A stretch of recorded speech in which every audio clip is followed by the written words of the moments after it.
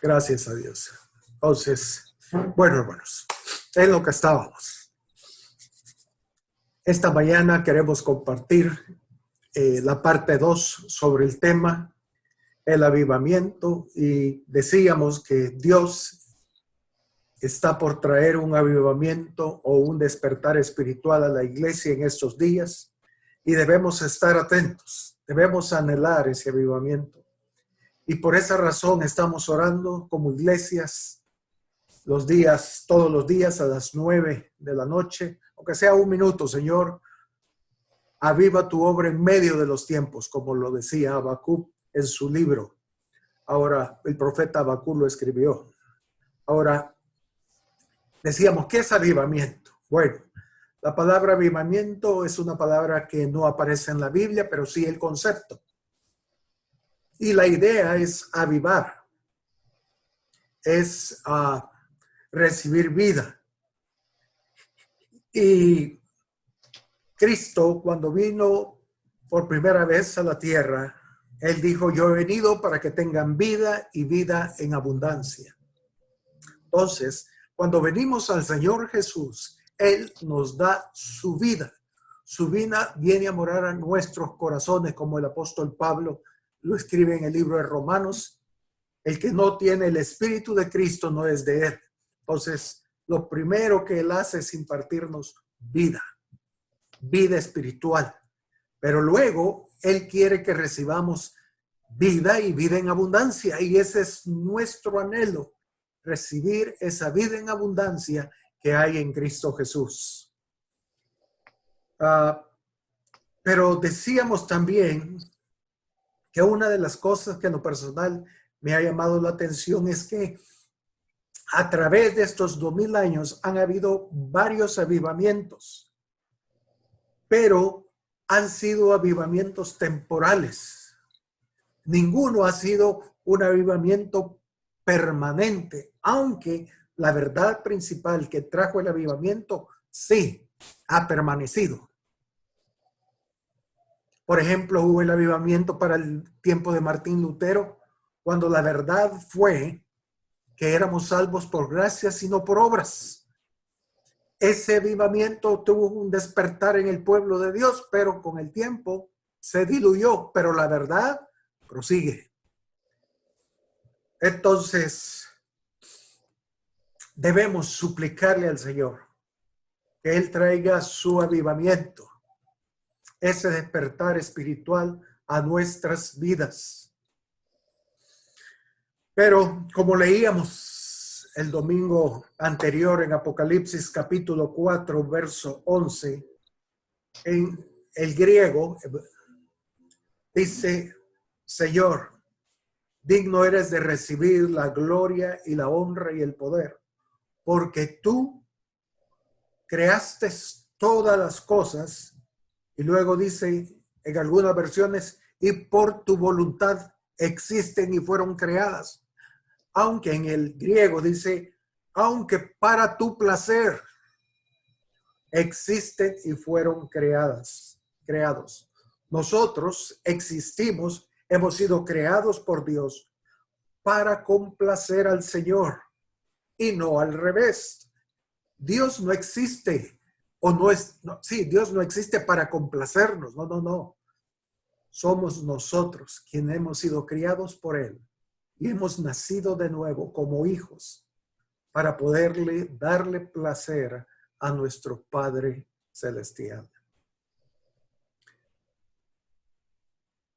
Y eso debe cambiar nuestro pensar en cuanto al propósito que Dios tiene para nuestras vidas. Estamos en esta tierra, estamos vivos hoy con el propósito único de complacer el corazón de Dios. Y ese debe ser nuestro anhelo, Señor. Mi anhelo, mi deseo es complacer tu corazón. Cuando Cristo fue bautizado por Juan en el Jordán, los cielos, se oyó una voz que decía, este es mi Hijo en quien tengo complacencia. Qué bendición, hermanos, que podamos ser nosotros un deleite para nuestro Padre. Si somos o anhelamos complacer a nuestro Dios, Él va a incluirnos en el avivamiento que viene. También decíamos, y algo que es muy importante, solo aquello que proviene de Él, solo lo que es hecho por Él, es bendecido por Él. Oye, repito, solo aquello que proviene de Él, solo aquello que es hecho por Él o construido por Él, es lo que alcanza la bendición de Dios, en otras palabras. Romanos capítulo 11, versículo 36, Romanos 11, versículo 36 nos dice, porque de Él y por Él y para Él son todas las cosas. A Él sea la gloria por los siglos. Porque de Él, por Él y para Él son todas las cosas. Y eso nos incluye a nosotros también. Hemos sido creados para Él. Hemos sido hechos para Él, para complacerle. Él es nuestro Padre. Y Él espera que le traigamos gozo y deleite. Como en lo natural, un padre espera su deleite, su gozo, es su hijo. Y espera que sus hijos los honren a sus padres. Y nos vemos reflejados en ellos cuando ellos complacen nuestro corazón. Un padre complacido por su hijo no tiene ni que pedirle, no tiene que hacerle peticiones como papi, necesito ropa, necesito una camisa nueva. El padre sabe qué necesidad tiene su hijo y sin que él se lo pida, él se la da. Así es el corazón de nuestro Dios. Es mayor o mejor es nuestro Dios. Él dijo, si vosotros siendo malos sabéis dar buenas dádivas a vuestros hijos, cuanto más nuestro Padre que está en los cielos. Entonces la clave para nosotros como hijos de Dios ha de ser, Señor, permítenos agradar tu corazón. Queremos honrarte.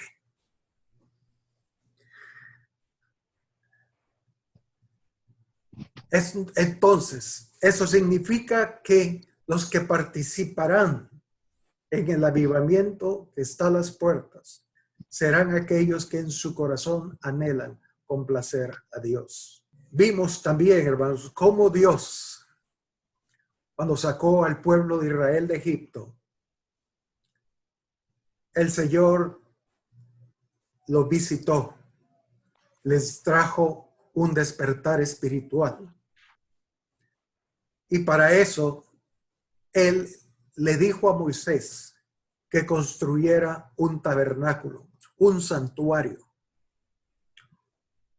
Un santuario que era para Él, no para la gente, no para Israel, no para los sacerdotes, no para Moisés, sino para Él. Y le dijo, quiero que me construyas este santuario y que lo hagas conforme al modelo que yo te muestre. Y veíamos cómo Moisés estuvo 40 días y 40 noches en el monte, recibiendo el diseño del tabernáculo que Dios quería que le construyera. Y vimos que cuando Moisés terminó el tabernáculo y lo hizo conforme al modelo que Dios le había dado, el Señor descendió con toda su gloria sobre ese tabernáculo, de tal manera que Moisés no podía entrar a él, porque decíamos, carne y sangre no pueden heredar el reino de los cielos. El tabernáculo era para Dios, Él lo llenó, y ni aún Moisés, que lo construyó, pudo entrar. Ahora, esta mañana, quiero que veamos otra visitación que tuvo el pueblo de Dios 480 años después que el Señor descendió sobre el tabernáculo de Moisés. Y eso tiene que ver con la construcción de lo que conocemos como el templo de Salomón.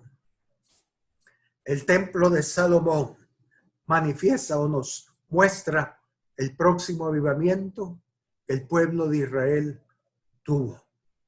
Y queremos verlo y ver algunos detalles nada más, porque el tiempo es corto, pero a la vez hay ciertos puntos que quisiera que los observáramos, porque son verdades eternas para nosotros. Cómo Dios va a hacer su obra, su avivamiento, ese despertar espiritual en estos últimos días. Y para eso quiero que vayamos al primer libro de Crónicas, capítulo 28, versículo 9 al 12. Primer libro de Crónicas, capítulo 28, versículo 9 al 12. Aquí David, hablando con su hijo Salomón, le dice: y tú, Salomón, hijo mío, reconoce al Dios de tu padre y sírvele con corazón perfecto y con ánimo voluntario, porque Jehová escudriña los corazones de todos y entiende todo intento de los pensamientos. Si lo buscares, lo hallarás, mas si lo dejares, él te desechará para siempre. Entonces, primero le dice: hijo mío, reconoce al Dios de tu padre y sírvele con corazón perfecto y con ánimo voluntario. Una de las virtudes que Salomón tenía es que él, todos los consejos que su padre le daba, él los guardaba en su corazón.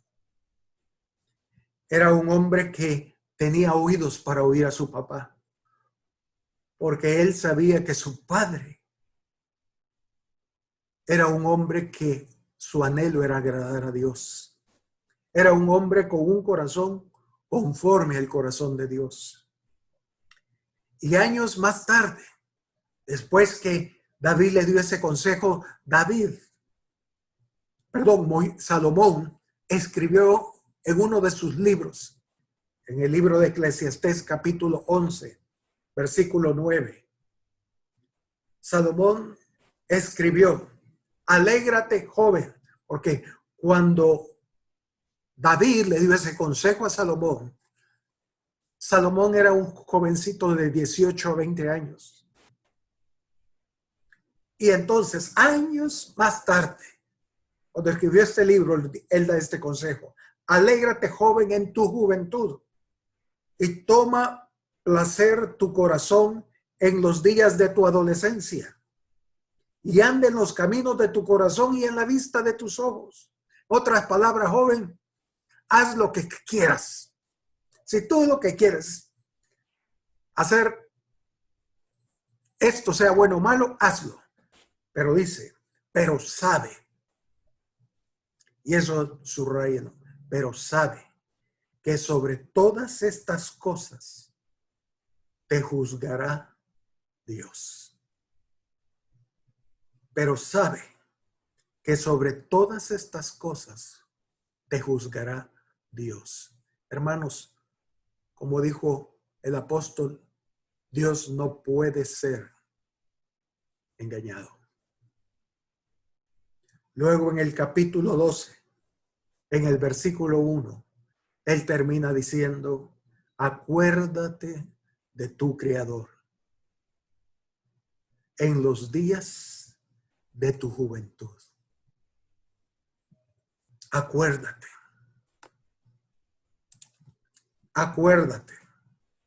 de tu Creador en los días de tu juventud, antes que vengan los días malos, lleguen los años de los cuales digas, no tengo en ellos contentamiento. David le dijo, reconoce al Dios de tu padre. Años más tarde da el mismo consejo. Joven, acuérdate de tu Creador en los días de tu juventud. Pero bien, Salomón era alguien que tenía oídos.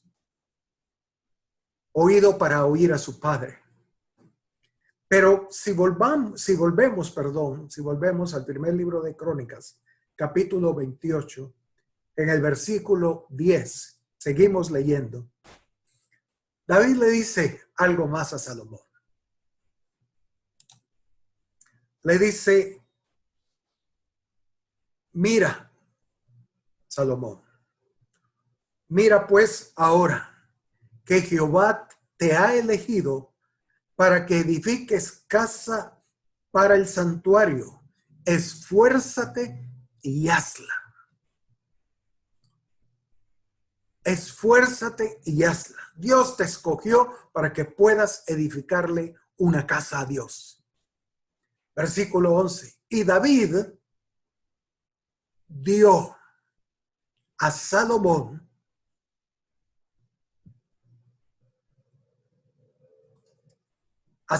su hijo el plano del pórtico del templo y sus casas, sus tesorerías, sus aposentos, sus cámaras y la casa del propiciatorio. Versículo 12. Asimismo, el plano de todas las cosas que tenía en mente para los atrios de la casa de Jehová, para todas las cámaras alrededor, para las tesorerías de la casa de Dios y para las tesorerías de las cosas santificadas. Entonces, aquí David le dice a Salomón, hijo, Dios te ha escogido para que edifiques casa. Pero los planos de cómo ha de ser la construcción de la casa de Dios, yo te la daré. Y te daré todos los planos para que tú solo la construyas. Y dice en el versículo 19, aquí primer libro de Crónicas, capítulo 28, si van conmigo, versículo 19. Cuando él le da los planos de toda la construcción y de los detalles todavía, de las cosas santificadas, bueno, de todo. Le dice en el versículo 19, todas estas cosas, dijo David, me fueron trazadas por la mano de Jehová, que me hizo entender todas las obras del diseño. ¿Cómo le fueron trazadas todas las cosas a David? Por cierto, por revelación. Los planos de la casa del templo fueron dadas por Dios a David. Él hizo los planos que venían de Dios. David no tuvo nada que ver en el diseño. Pongamos esto se vería bonito aquí, pongamos esta ventana. No. Todo le fue trazado por la mano de Dios. Todo le fue dado a David. David, quiero mi casa así, asá, etcétera, etcétera. Es mi deseo. Así quiero mi casa. Entonces Salomón tomó los planos del templo. Y leemos en el segundo libro de Crónicas, capítulo 3, versículo 1 y 2. Segundo libro de Crónicas, capítulo 3, versículo 1 y 2. Dice, comenzó Salomón a edificar la casa de Jehová en Jerusalén, en el monte Moria, que había sido mostrado a David su padre, en el lugar que David había preparado en la era de Ornán Jebuseo, hasta el lugar donde debería ser construido el templo. David lo compró, el Señor le dijo, este va a ser el lugar, aquí va a ser construida mi casa, mi templo. Y David y Salomón fue fiel. Fue a ese lugar y ahí empezó a edificar la casa. Y dice el versículo 2, y comenzó a edificar en el mes segundo, a los 2 días del mes, en el 4º año de su reinado. ¿Sí? Hay una similitud, ¿o no?, con lo que se le dijo a Moisés en cuanto al tabernáculo allá en el desierto. Es casi una copia de lo que se le dijo a David y de lo que Salomón hizo. Por eso decíamos, ¿hay algo nuevo? Salomón lo dijo. ¿Hay algo nuevo debajo del cielo? ¿Hay algo que se puede decir nuevo? ¿Acaso no lo que ya fue es lo que es? Y el Señor, decíamos, Él es principio y fin. Y Él siempre repite las cosas una y otra vez. Porque Él es principio y fin. Ahora, en el segundo libro de Crónicas, capítulo 5, versículo 1, vayamos por favor. Segundo de Crónicas, capítulo 5, versículo 1, dice, acabada toda la obra. O sea, ya el templo se terminó, la construcción. Entonces, acabada toda la obra que hizo Salomón para la casa de Jehová, metió Salomón las cosas que David su padre había dedicado y puso la plata y el oro y todos los utensilios en los tesoros de la casa de Dios. Entonces, Salomón terminó la obra, puso las cositas como David su padre le había indicado, y luego leemos aquí en el versículo 13 y 14, segundo de Crónicas 5, versículo 13 y 14. Aquí tiene que ver con la dedicación del templo. Salomón dedicó el templo a Jehová. Y dice, y cuando sonaban pues las trompetas y cantaban todos a una para alabar y dar gracias a Dios, y a medida que alzaban la voz con trompetas y címbalos y otros instrumentos de música, y alababan a Jehová diciendo, porque Él es bueno, porque su misericordia es para siempre. Entonces, aleluya, entonces la casa se llenó de una nube, la casa de Jehová. Como en el tabernáculo. Cuando Moisés acabó la obra, la nube llenó el tabernáculo. Y dice el versículo 14, y no podían los sacerdotes estar ahí para ministrar por causa de la nube, porque la gloria de Jehová había llenado la casa de Dios. Igualito, la misma historia que cuando Moisés terminó la obra. La gloria de Dios cayó sobre el tabernáculo, aquí cae sobre el templo. Cuando cayó en el tabernáculo, Moisés no podía entrar porque la gloria de Dios llenaba toda la casa. Y aquí dice también que los sacerdotes no podían ministrar por causa de la gloria de Dios. Qué tremendo, hermanos. Ese es el tipo de avivamiento que queremos. Que el Señor, que su presencia, su gloria, llene su casa, la cual es la iglesia. Y dice que la gloria de Dios era tan fuerte que no había lugar para el hombre. Y así será cuando el avivamiento de Dios llegue. No habrá lugar para ningún hombre. No habrá lugar para Samuel Rivas. No habrá lugar para ninguno. Sino que la gloria de Dios, el Hijo de Dios en nosotros, será quien llene su casa. Hoy en día, hermanos, nosotros queremos llenar el templo de Dios de gente.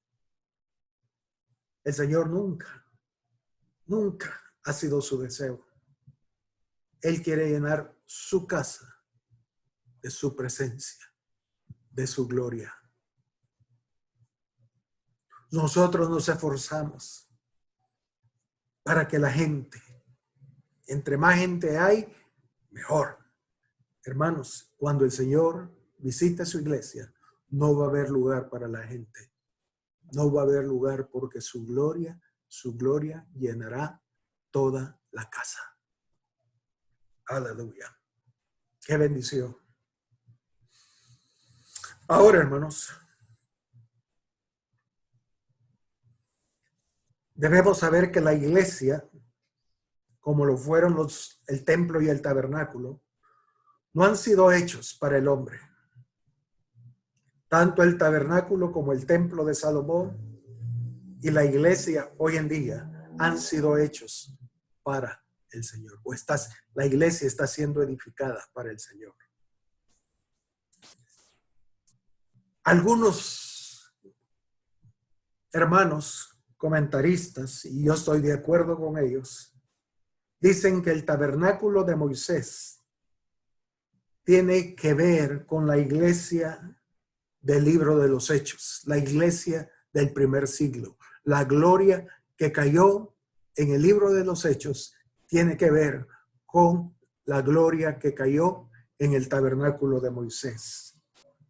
Y el templo de Salomón tiene que ver con la iglesia del fin, con la iglesia que está viviendo en estos postreros días. Por eso debemos de poner mucha atención en los detalles del templo de Salomón, porque es lo que nosotros estamos hoy viviendo.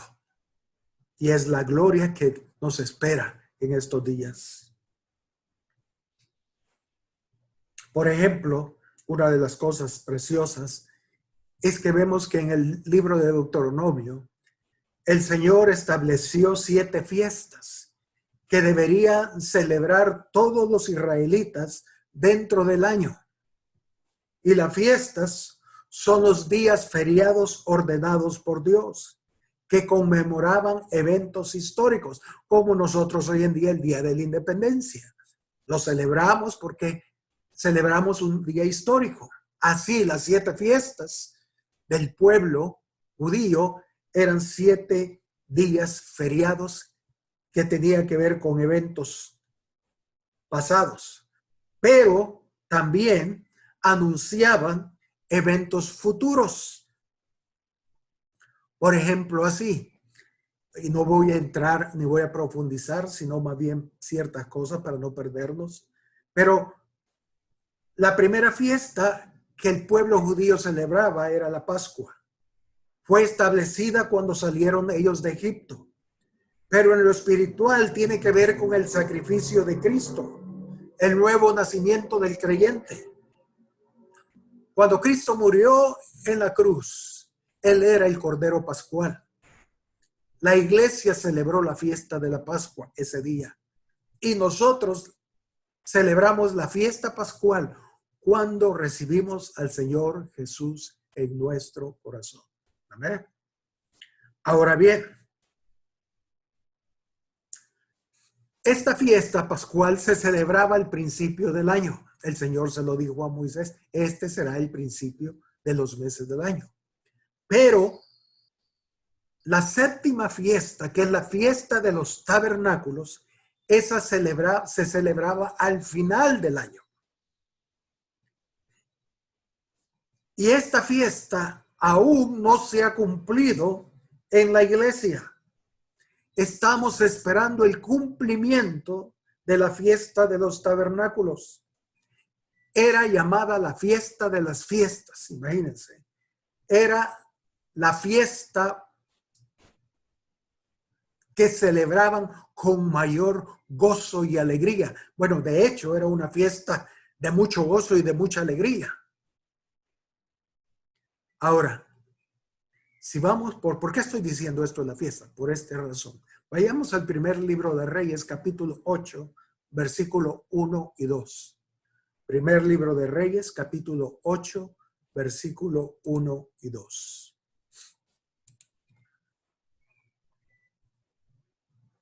Dice, entonces Salomón, estamos hablando del tiempo de la dedicación, cuando Salomón terminó el templo y cuando la gloria de Dios cayó. Dice, entonces Salomón reunió ante sí en Jerusalén a los ancianos de Israel, a todos los jefes de las tribus y a los principales de las familias de los hijos de Israel para traer el arca del pacto de Jehová de la ciudad de David, la cual es Sión. Y se reunieron con el rey Salomón todos los varones de Israel en el mes Etanín, que es el mes séptimo, en el día de la fiesta solemne, la cual era la fiesta de los tabernáculos. ¿Qué coincidencia, no? No era coincidencia. Era el plan de Dios. El templo de Salomón fue dedicado a Dios y la gloria de Dios cayó y el pueblo tuvo un avivamiento específicamente cuando celebraban la fiesta de los tabernáculos. Eso me da a entender, hermanos, que el templo de Salomón y su gloria es el avivamiento que nos espera hoy a nosotros. Porque es la fiesta que estamos esperando como iglesia. Que el Señor traiga la fiesta de los tabernáculos, la fiesta solemne, la fiesta de fiestas. Oh, hermanos, qué gloria la que veremos como hijos de Dios en este avivamiento que está a las puertas. Ojalá lo anhelemos. La dedicación del templo fue en la mera fiesta de los tabernáculos. Qué coincidencia. No hay coincidencia. Era el plan de Dios dándonos un mensaje. Esto es lo que quiero para esta iglesia de los últimos tiempos. Y como leímos, cuando la gloria de Dios cayó, no había lugar para nadie. El Señor llenó la casa, su templo. Entonces, lo mismo que sucedió, en cierta manera, el tabernáculo de Moisés, que Moisés no podía entrar, fue lo mismo que sucedió hoy con los sacerdotes. La gloria de Dios llenando su casa. Ahora, hermanos, quiero que veamos otro detalle que me impresionó. Entré en shock y decía, Señor, qué increíble, insondable es tu sabiduría.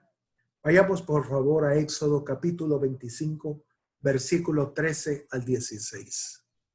Éxodo capítulo 25, versículo 13, del 13 al 16.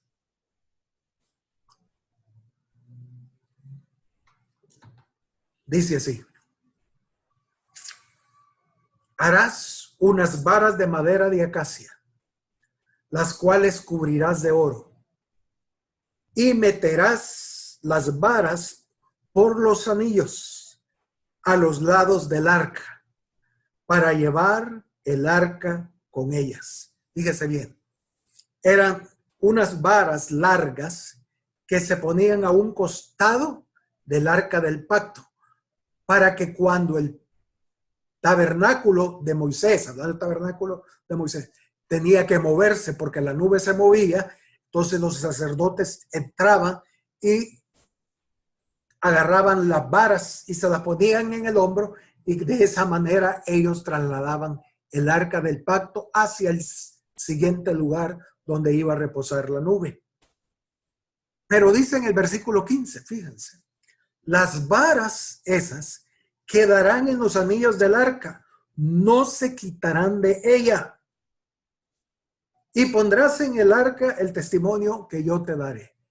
Entonces, esas varas que era con las que transportaban el arca los sacerdotes, no debían de quitarse. ¿Por qué? Porque si las quitaban y la nube se movía, ellos tenían que volver a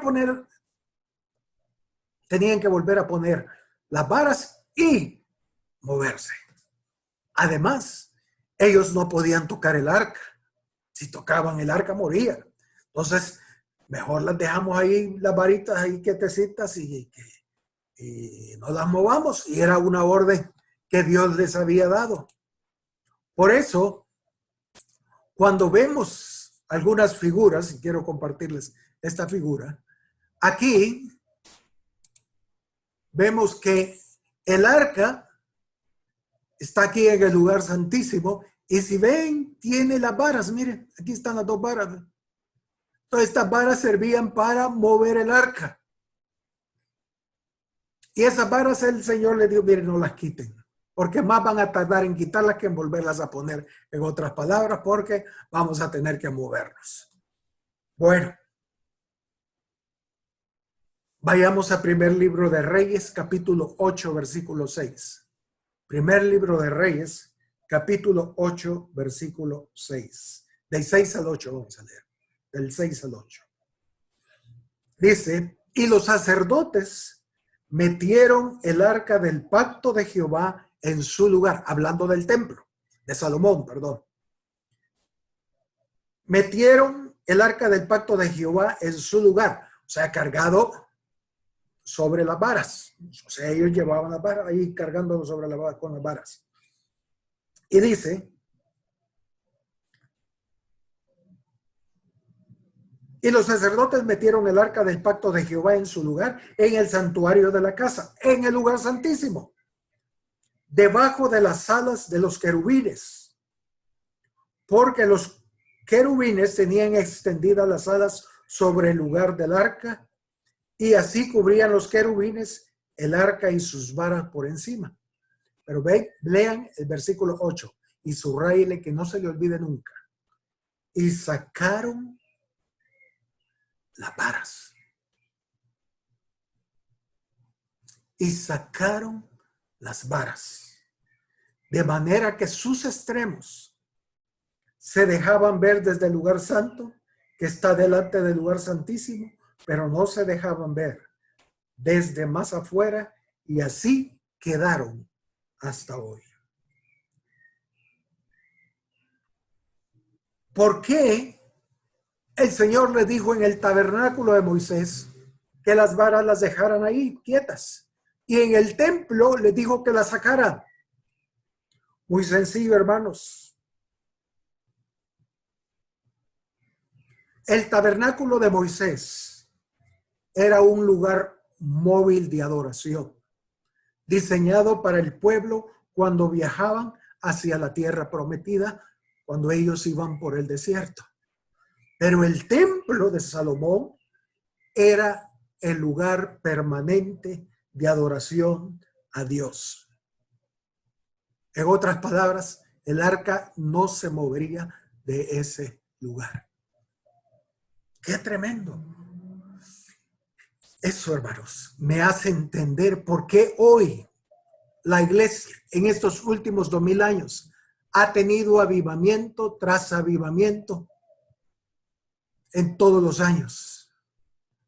Como decíamos, avivamientos temporales. ¿Por qué? Porque estamos viviendo el tiempo, hemos vivido, mejor dicho, el tiempo que vivía el pueblo de Israel en el desierto. La nube se movía y movían todo el tabernáculo de lugar a otro. Así hemos venido por estos 2000 años. avivamiento tras avivamiento. Pero ahora, en este avivamiento que viene, el Señor le dijo, quiten las varas, porque este será un avivamiento permanente. Adiós a los avivamientos temporales. Hoy será un avivamiento que va a permanecer, hermanos.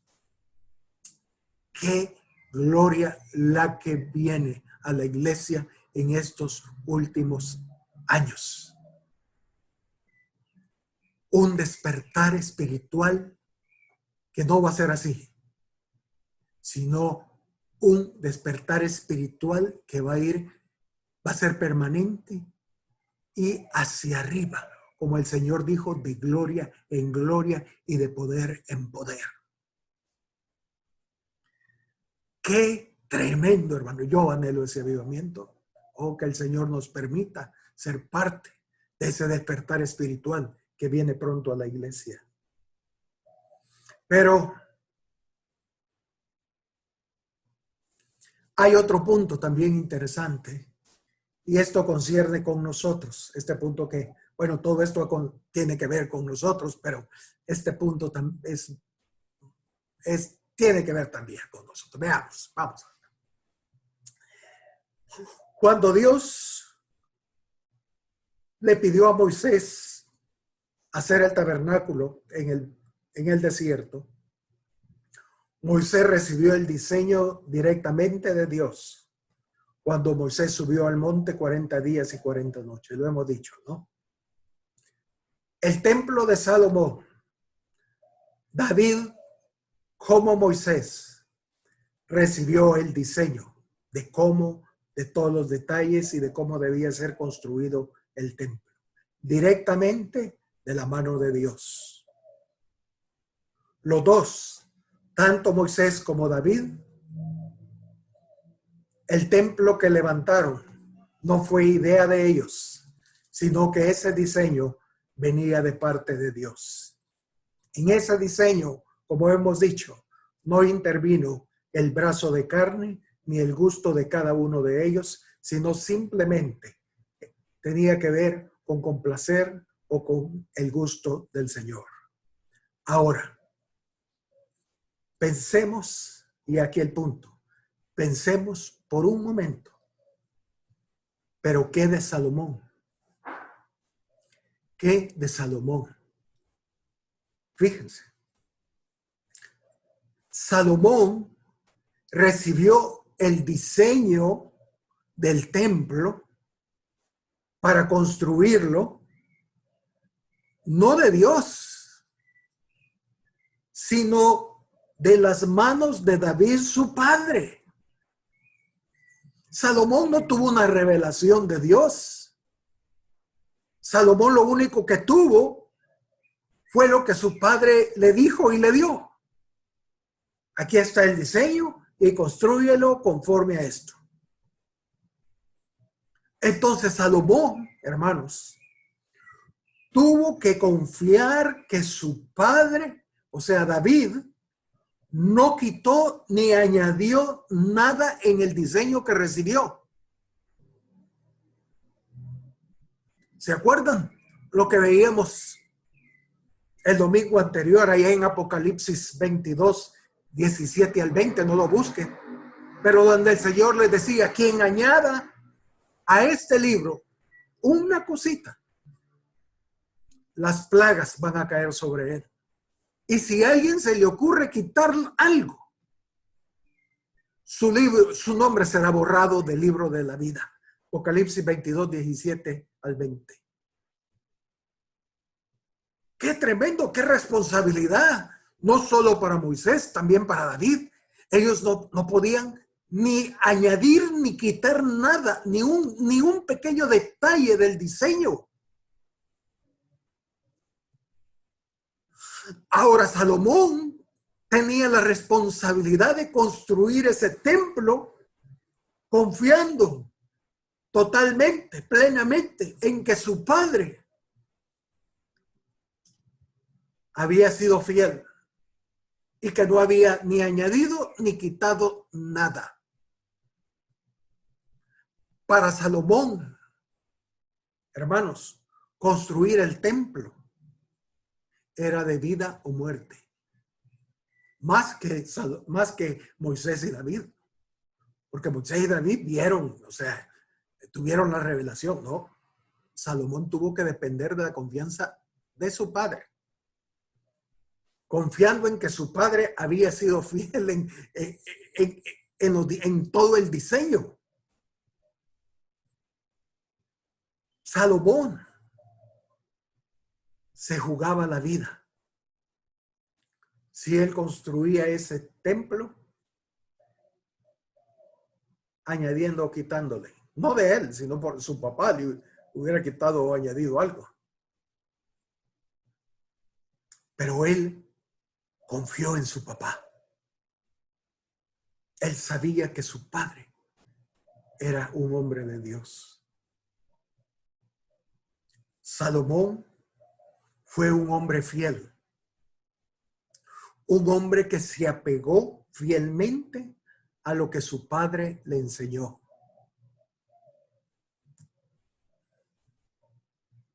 Quizás no logremos ver la magnitud de esa situación, hermano. Pero quiero que veamos un ejemplo para que nos aclare un poco la responsabilidad que caía sobre Salomón. Si vamos a Levítico capítulo 10, Levítico 10, versículo del 1 al 3.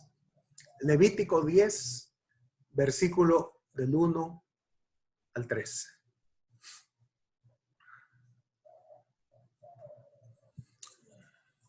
Amén. Dice, versículo 1, hablando de los dos hijos de Aarón, sumo sacerdote en el tabernáculo de Moisés. Nadab y Abiú, hijos de Aarón, tomaron cada uno su incensario y pusieron en ellos fuego. Ellos debían de ir a ofrecer incienso al tabernáculo. Y dice, sobre el cual pusieron incienso y ofrecieron delante de Jehová, fíjense, fuego extraño. Fuego extraño. Que él, o sea, que Dios nunca les mandó. Que Dios le dijo a Moisés, le dio los detalles del diseño del tabernáculo, de todo, y cómo debían ellos ofrecer los sacrificios, cómo ellos deberían de ofrecer el incienso, que le dio el diseño de qué instrumento o accesorios usar, qué tipo de fuego usar. Bueno, pero aquí estos dos hijos de Aarón, como Salomón, hijo de David, ellos fueron a ofrecer incienso, agarraron incienso, agarraron fuego. Y dice el versículo 2, y salió fuego de delante de Jehová y los quemó y murieron delante de Jehová. Lo que leíamos en Levítico 22. Nadie quita ni añade. Todo tiene que ser bajo el orden de Dios. Si Dios ordenó esto, bueno, hagámoslo así, seamos fieles en eso y Dios va a ser glorificado, como lo dice el versículo 3. Entonces dijo Moisés a Aarón, esto es lo que habló Jehová diciendo, en los que a mí se acercan, me santificaré y en presencia de todo el pueblo seré glorificado. Y Aarón cayó porque sabía que sus hijos habían cometido un error. Ellos hicieron algo que no se les había ordenado. Agarraron fuego extraño. Y yo pienso en los hijos de Aarón. Ellos dijeron, bueno, vamos a ofrecer incienso. Fuego, hermano, agarremos este fuego. No necesariamente tiene que ser del altar. Fuego a fuego, ¿cuál es la diferencia? Y agarraron fuego de otro lugar. Y fueron destruidos. O no sabemos aún, porque no lo dice la Biblia, si ellos fueron mal instruidos. En otras palabras, fueron mal enseñados. No sabemos, quizás Aarón se le fue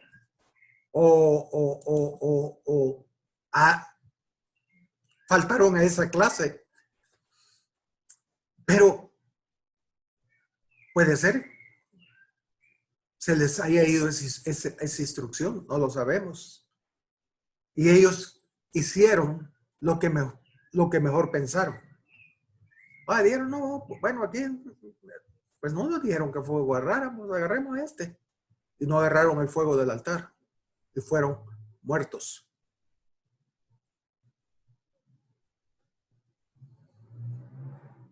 De todas formas, hermanos, murieron. Fueron muertos por aquello en que ellos pecaron. Ellos ofrecieron fuego extraño y por fuego fueron quemados. Fueron muertos. ¿Entienden? 2 lecciones. Hagamos todo conforme al patrón de Dios, porque podemos morir, no solo físicamente, sino espiritualmente, que es peor.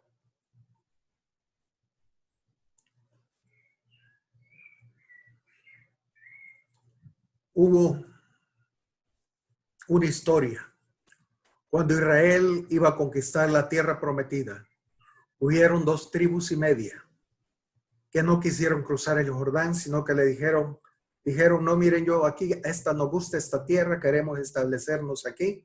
Sin embargo, vamos a cruzar el Jordán para pelear apoyándolos a ustedes para conquistar la tierra, pero por favor déjennos vivir aquí en este lado del Jordán y no al otro lado.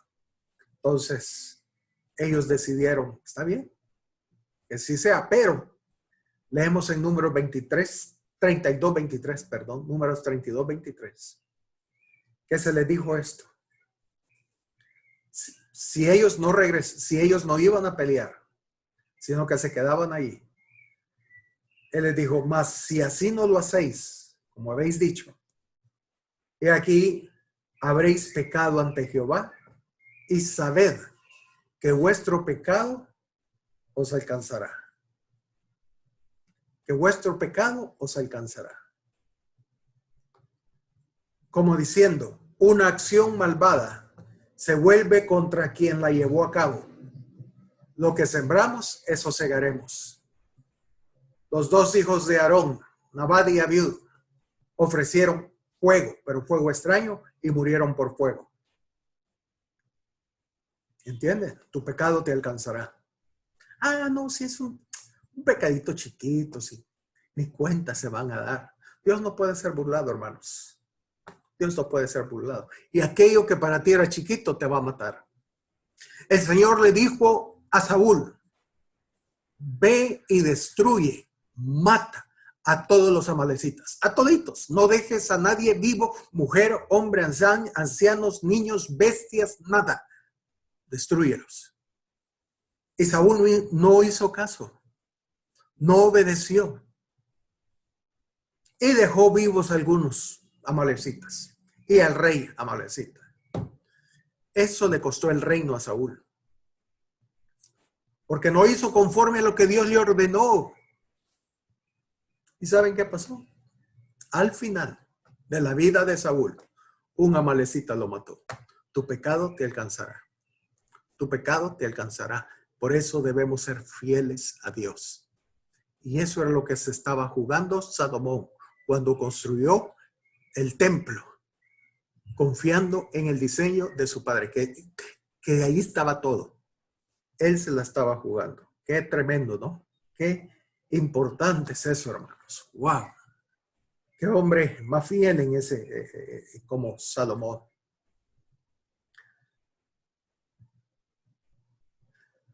Ahora, otro punto. En el Evangelio de Juan, capítulo 20, y todo esto tiene que ver con Salomón y nosotros también, que estamos viviendo en estos tiempos, cuando el templo y la gloria de Dios que viene es como la que fue en el tiempo de Salomón. Pero en Juan capítulo 20 encontramos que cuando el Señor resucitó, les dijo que Él los iba a ver en Galilea. Y sabemos la historia. Los discípulos se reunieron en Galilea a puertas cerradas, en un cuarto, en una habitación. Y el Señor se apareció en esa reunión. Imagínense el impacto que recibieron los discípulos cuando vieron a Cristo en medio de ellos resucitado. Tremendo. Qué gloria la que ellos retuvieron en ese momento. Pero quiero que leamos ese incidente porque es muy importante. Juan 20, versículo 24 al 29. Juan 20, 24 al 29. 24. Ok, bien. Entonces, dice así.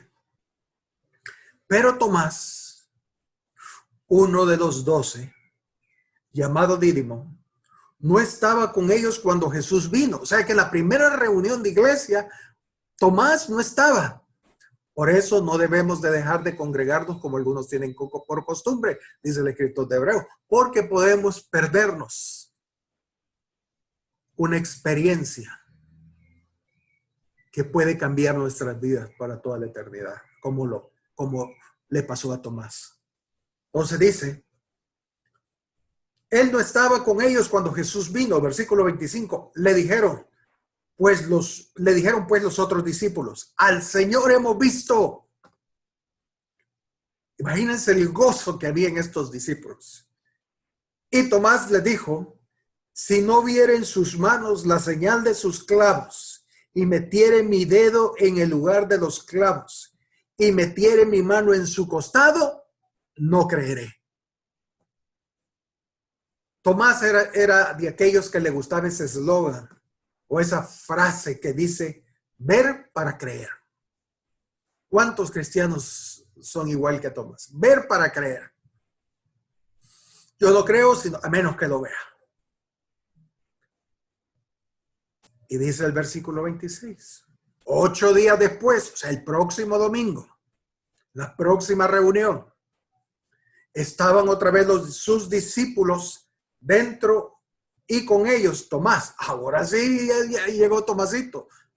Dijo, no vaya a ser, voy a ir. Llegó Jesús estando las puertas cerradas y se puso en medio y les dijo, paz a vosotros. Okay, tremendo eso. Luego dijo a Tomás, pon aquí tu dedo y mira mis manos y acerca tu mano y métela en mi costado. Y dice algo, y no seas incrédulo, sino creyente.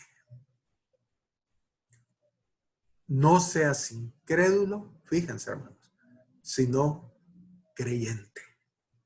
Entonces Tomás respondió y le dijo, Señor mío y Dios mío. Entonces,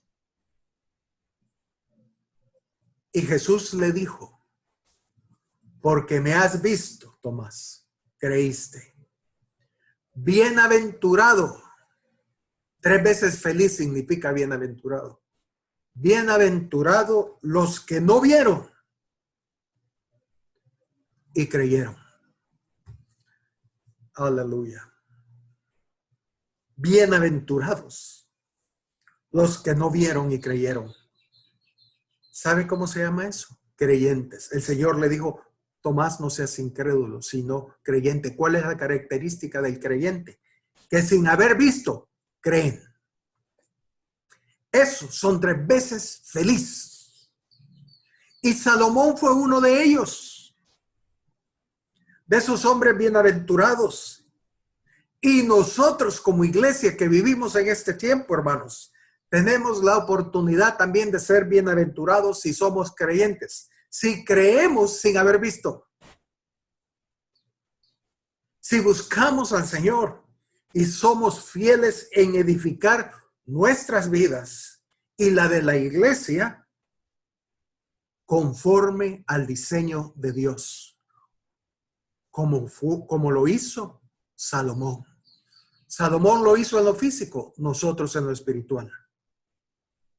Ese diseño que Dios le dio a sus apóstoles y profetas en la iglesia del primer siglo, ellos nos han dado el diseño de la casa de Dios, escrito en un libro, las Escrituras, la Biblia. Y nosotros, sin haber visto, como Salomón, tenemos la responsabilidad de edificar la casa de Dios, primero nuestra vida y la de la iglesia, conforme al diseño de Dios. Fíjense, hermanos. Primera de Juan capítulo 1, verso del 1 al 3. Primera de Juan capítulo 1, versículo del 1 al 3. Aquí el apóstol Juan, uno de esos discípulos y profetas a los cuales el Señor les dio el diseño de cómo debía de ser la casa o la iglesia de Dios edificada, como se la dio a David y a Moisés. Juan nos dice lo que era desde el principio. Y fíjense, lo que hemos oído, lo que hemos visto con nuestros ojos, lo que hemos contemplado y palparon nuestras manos tocante al verbo de vida. Versículo 3. Lo que hemos visto y oído, eso os anunciamos, para que también vosotros tengáis comunión con nosotros, y nuestra comunión verdaderamente es con el Padre y con su Hijo Jesucristo. Los apóstoles y profetas tuvieron una revelación del diseño de la iglesia, cómo Dios quería edificarla. Ahora nosotros, ya que ellos no están, pero nos han dejado el diseño escrito, debemos ser fieles, creyendo sin haber visto, sin haber oído, sin haber palpado como ellos, pero que podamos edificar conforme al diseño que Dios les dio. Qué tremendo, hermanos. Qué preciosidad. Por eso el templo de Salomón tiene que ver con la iglesia de este tiempo. Creyendo sin haber visto. Ojalá seamos fieles, como lo fue Salomón en la edificación del templo. Ay, Señor Jesús. Ayúdanos. Pero hermanos, qué gloria la que viene. Oremos al Señor que seamos fieles como Salomón y no incrédulos. La Biblia dice que aquellos que están con Él en el monte son llamados, elegidos y fieles. Llamados, elegidos y fieles. Que seamos parte de ese grupo. Señor, quiero ser fiel. Señor, muéstrame el diseño. ¿Cuál es el diseño? ¿Cómo a ti te place que sea edificada tu casa en mi vida y en la iglesia? Y no estamos hablando de cosas físicas, sino de cosas espirituales. Ahora, hermanos, Dios le dio, debido a su fidelidad, debido a que era creyente, debido a que creyó sin haber visto y era bienaventurado. Él le dio dos promesas. Dice, primer libro de Reyes, capítulo 3, versículo 13. Primer libro de Reyes, capítulo 3, versículo 13.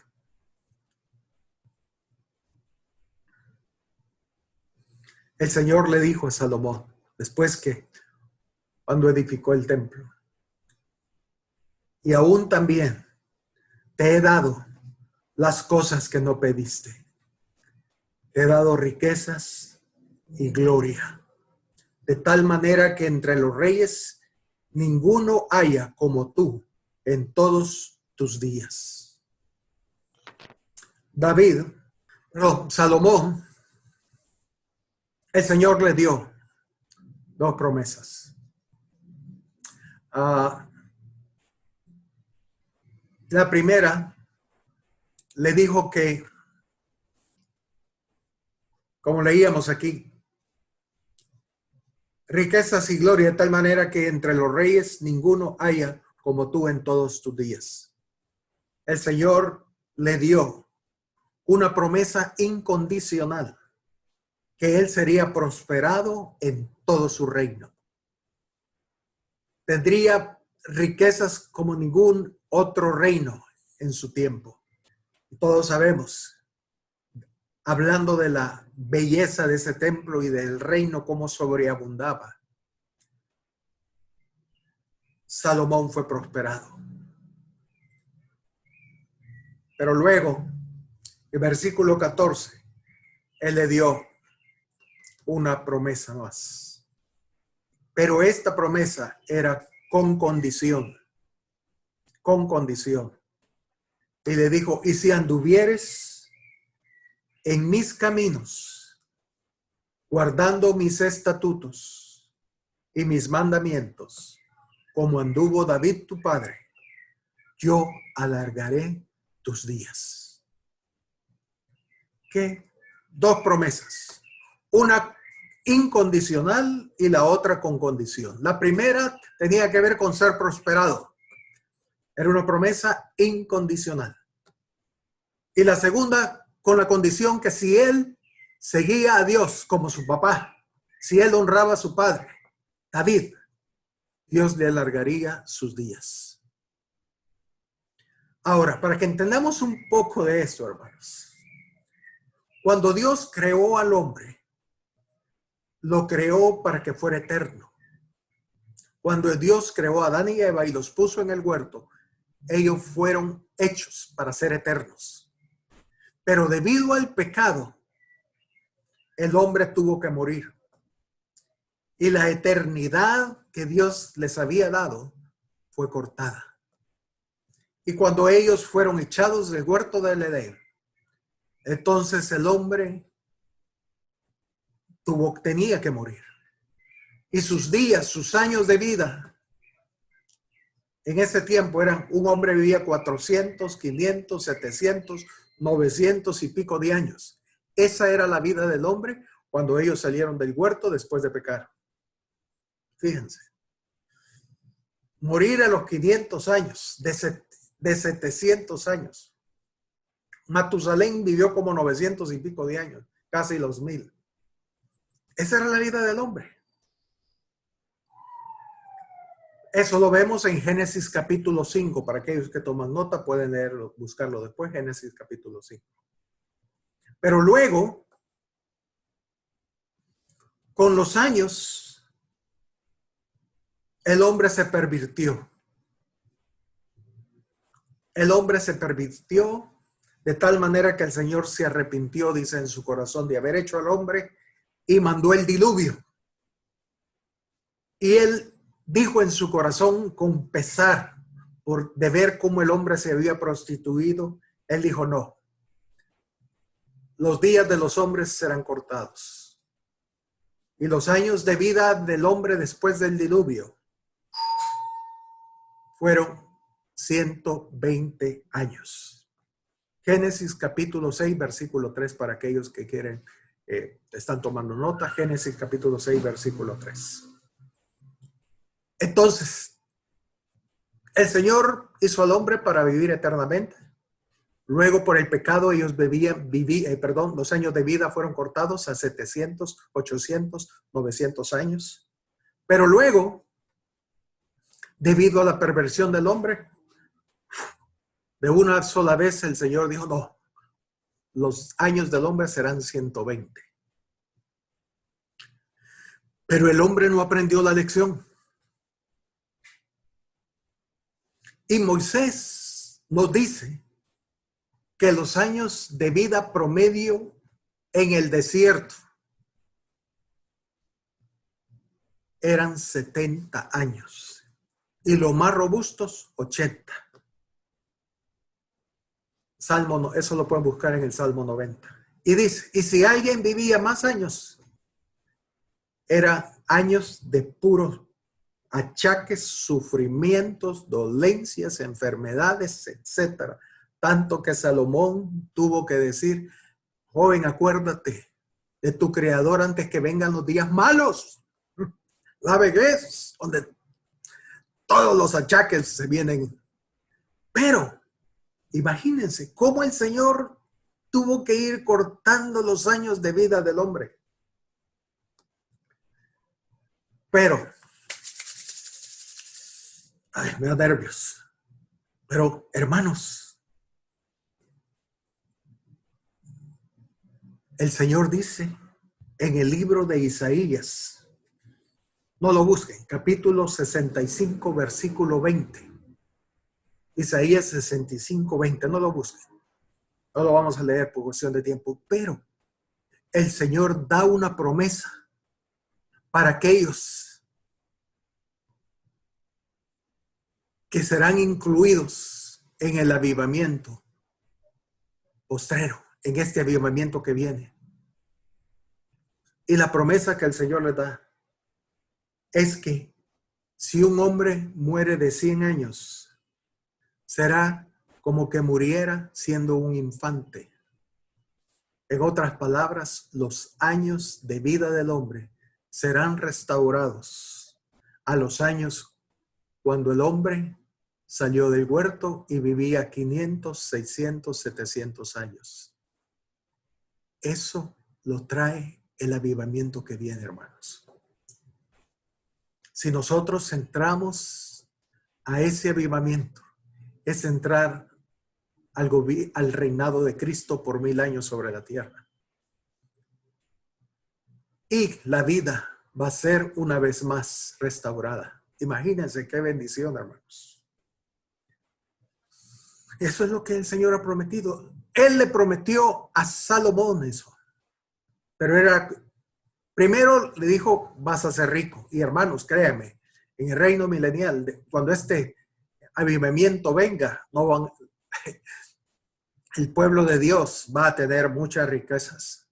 Y no estoy hablando del mensaje de paz, poder y prosperidad. No estoy hablando, pero es una verdad que no podemos negar. Lo que le pasó a Salomón es lo que va a pasarle a los creyentes en los últimos años, en los últimos siglos, en esta iglesia postrera. Fueron prosperados como fue Salomón, pero también la vida será alargada. Como le dijo, te daré una vejez larga. El problema, pero era una condición, si tú honras a tu padre, si tú sigues a Dios como lo hizo tu papá. Pero sabemos que Salomón no lo hizo. Salomón, cuando llegó a hombre maduro, él se desvió. Y no voy a entrar en esos detalles, pero él se apartó del Señor y Salomón murió de 60 años aproximadamente. Murió relativamente joven. Ahora alguien va a decir, hermano, ¿quiere decir que si alguien muere de 60 años está bajo el juicio de Dios? No. No. El punto es que el Señor le dijo, si tú haces esto, Salomón, te voy a dar largura de vida. Pero si no sigues a Dios, entonces tus años serán cortados.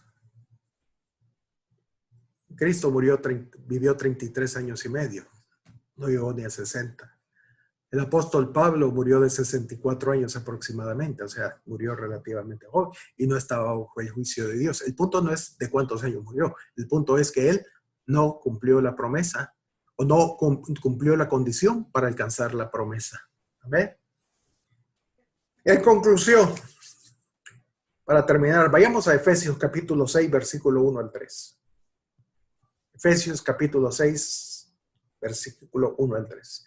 Aquí el apóstol Pablo, yo no sé, bueno, es un hecho que el quinto mandamiento que el Señor nos dio es honrar padre y madre. Pero él dice así: hijos, obedeced al Señor, obedeced en el Señor a vuestros padres, porque esto es justo. Honra a tu padre y a tu madre, que es el primer mandamiento con promesa. Con promesa. Sí, como fue con Salomón. Salomón fue fiel en el diseño de la casa de Dios cuando lo recibió de su papá. Él obedeció a su papá y honró a su papá en ese tiempo. Y el Señor le dio dos promesas que están, Pablo las cita en el versículo 3. Para que te vaya bien, o sea, seas prosperado, seas bendecido y seas de larga vida sobre la tierra. Aleluya. Qué tremendo, hermanos. Si obedecemos y honramos a nuestros padres, dice Pablo, es un mandamiento con promesa. El quinto mandamiento el Señor lo dio a través de Moisés, honrar padre y madre. Pero Pablo dice, es un mandamiento con promesa, como fue con Salomón. Te irá bien en la tierra y tu vida será larga. Amén. Ahora hoy nosotros, hermanos, tenemos delante de nuestra vida estas promesas, tanto en lo natural como en lo espiritual. En lo espiritual debemos ser fieles con el diseño de la edificación del templo de Dios, la iglesia, creyendo sin haber visto. Hoy mismo estamos siendo probados si vamos a honrar a nuestros padres espirituales o vamos a traer oprobio a ellos. Las consecuencias van a caer sobre nosotros porque no vamos a cumplir, no vamos a alcanzar las promesas de Dios, como le pasó a Salomón, y no alcanzó lo prometido. Y de esta manera, hermanos, debemos prepararnos para el avivamiento que viene. Está a las puertas, como alguien dijo, a tiro de piedra.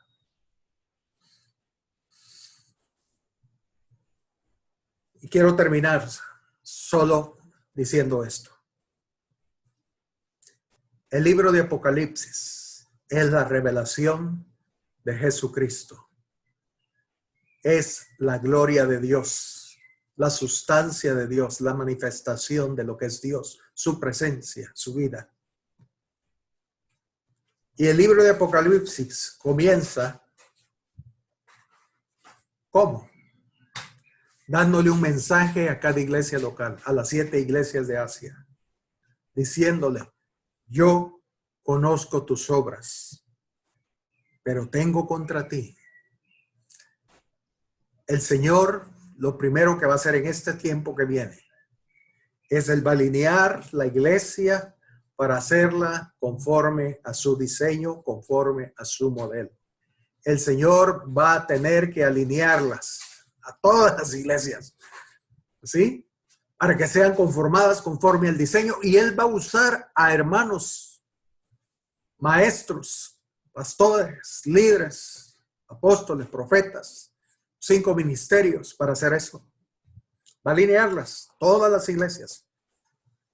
Todas las iglesias serán examinadas por Dios. Yo conozco tus obras, pero tengo contra ti esto. Tienes que arrepentirte para que la gloria de Dios caiga, hermanos. Porque Dios solo va a bendecir la iglesia que está hecha conforme a su diseño. Hoy estamos viviendo y vamos a entrar a un tiempo donde todas las iglesias se les va a pasar la plomada, como decimos, y van a ser alineadas. ¿Y qué sucedió después que el Señor supervisó las iglesias? Dice en Apocalipsis 4:1 y lo buscan después. Después de esto, o sea, después que alineó a las iglesias, dice, después de esto, miré y he aquí una puerta abierta en el cielo. Aleluya.